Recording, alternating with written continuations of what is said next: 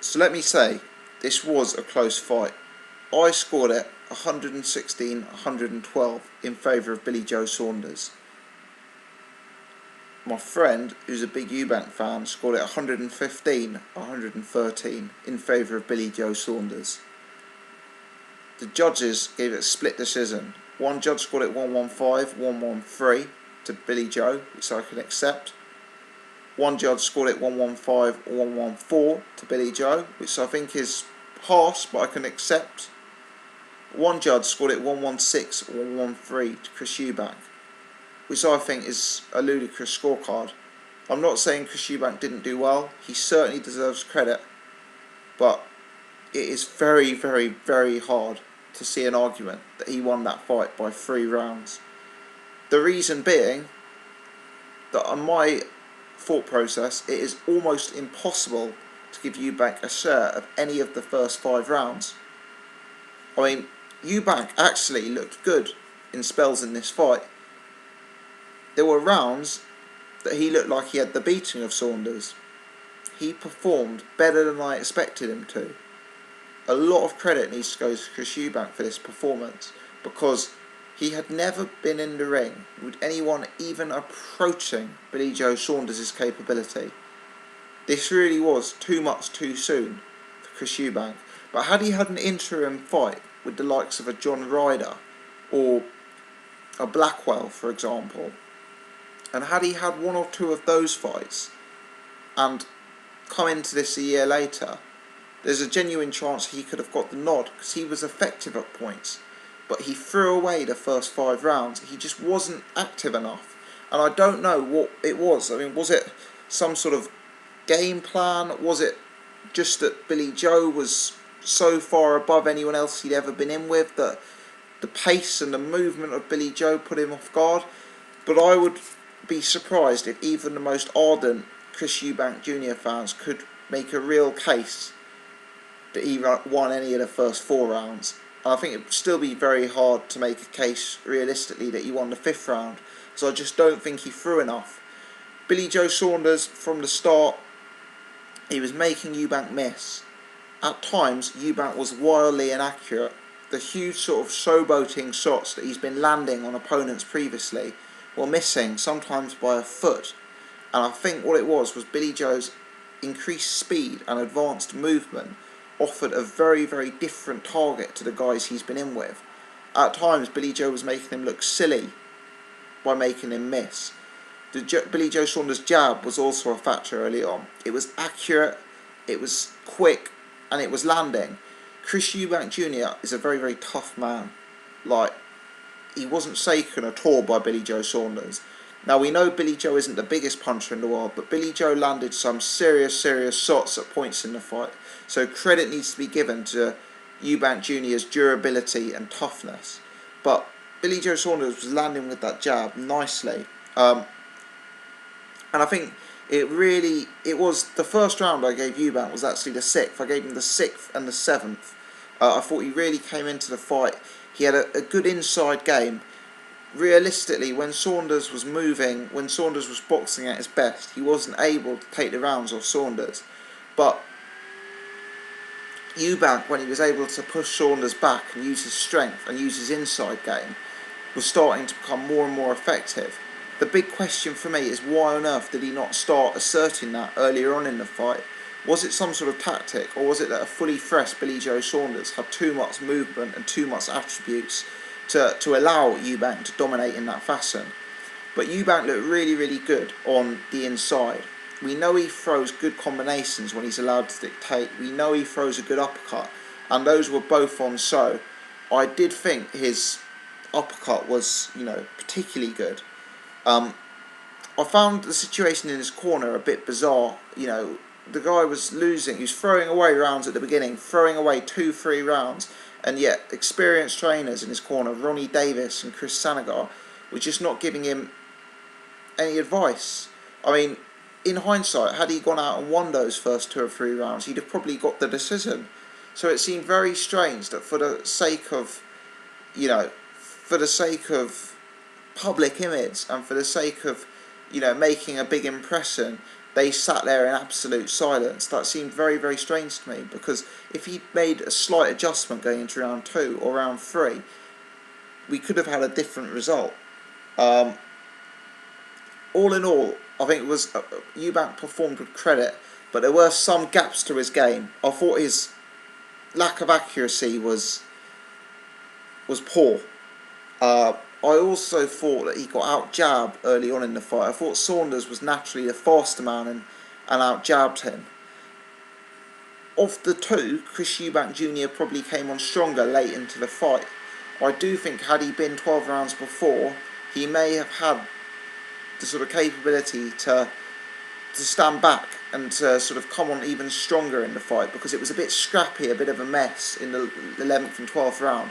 And I almost thought from Eubank's perspective, if he'd had experience of going 12 before, then if he'd been able to take a step back away from the inside ups and pick his shots more cleanly, he could have been more likely to get the stoppage. So I thought there was some inexperience there. I thought the corner situation didn't help.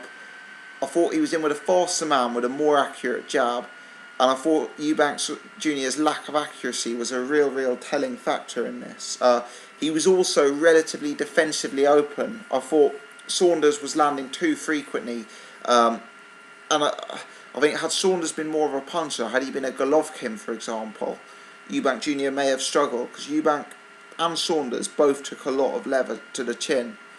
Now with Saunders, it wasn't a 10 out of 10 performance from Saunders, but he did show a lot. He showed that toughness to go 12. He showed immense chin and immense durability. He ate some serious shots from Eubank.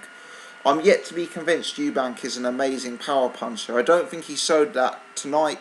I think it's telling that the second he steps up against a genuine middleweight of a decent class, the knockouts stop coming.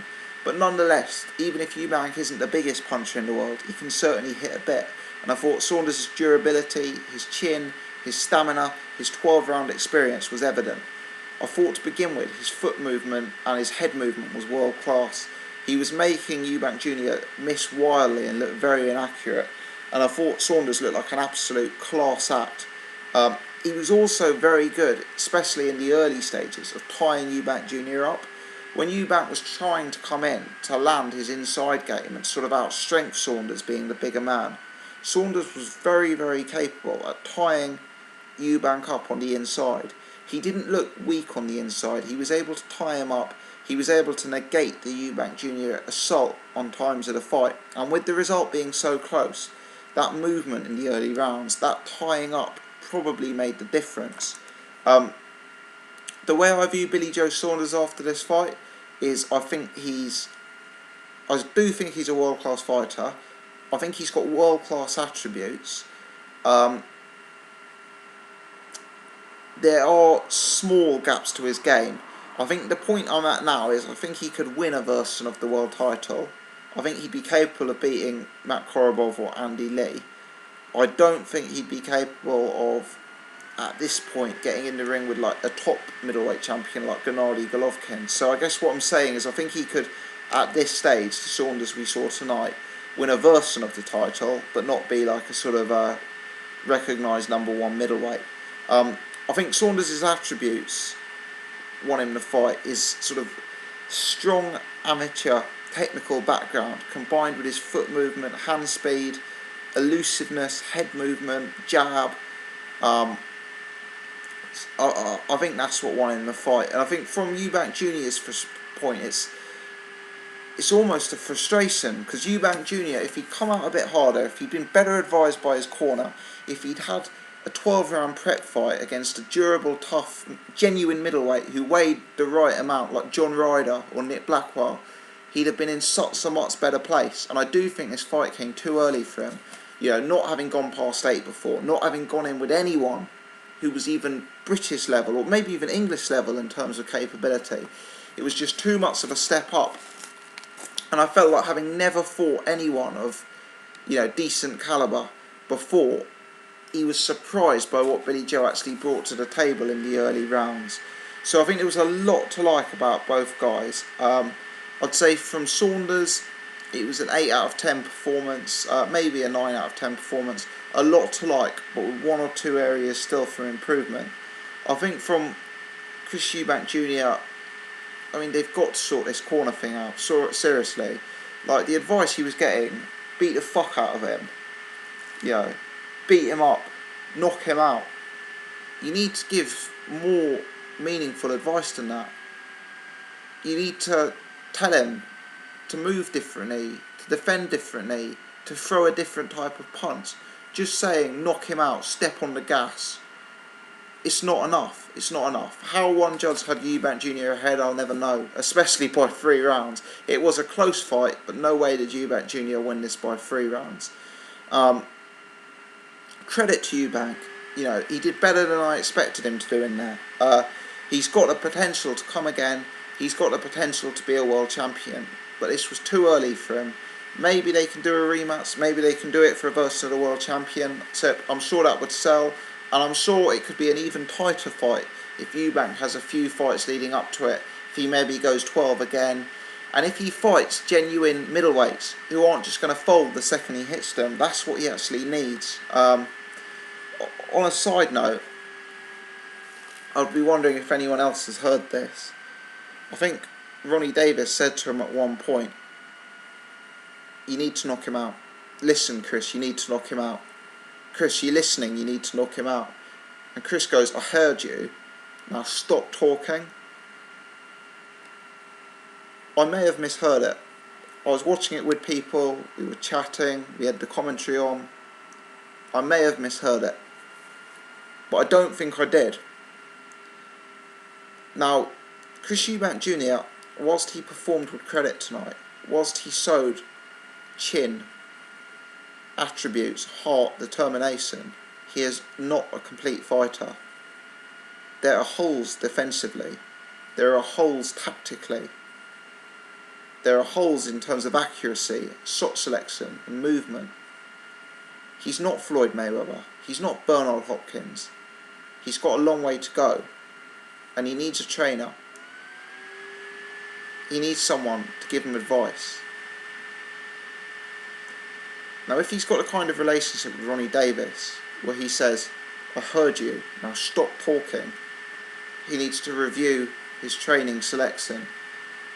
Because if there is that much disrespect, then I think for Eubank's sake, he should move to a trainer that he wants to listen to, that he wants to hear their advice. I think that would be better for him in the long term. And I think getting more sophisticated advice than beat the fuck out of him would also help. Because what good does that do anyone? For Billy Joe, I definitely think he won the fight. I had him 4 up. I could have certainly accepted him being 2 up, because I know one round I gave him, which I think was the 7th round, perhaps, was very, very close indeed. Could really have gone either way. So, you know, my friend here had it 1-1-5, 1-1-3. I'd certainly accept that as a fair scorecard. It was a close fight. He still needs 1 or 2 fights before he goes in against the Golovkin or a Quillen. But I do think he's got world-class movement, hand speed, shot selection, evasiveness, head movement. I think he's got attributes in droves, and I think he's got enough to win a version of the world title. Real mature professional performance from him. Whilst he did get tired late on, he stuck to the game plan. He didn't fight Eubank's fight.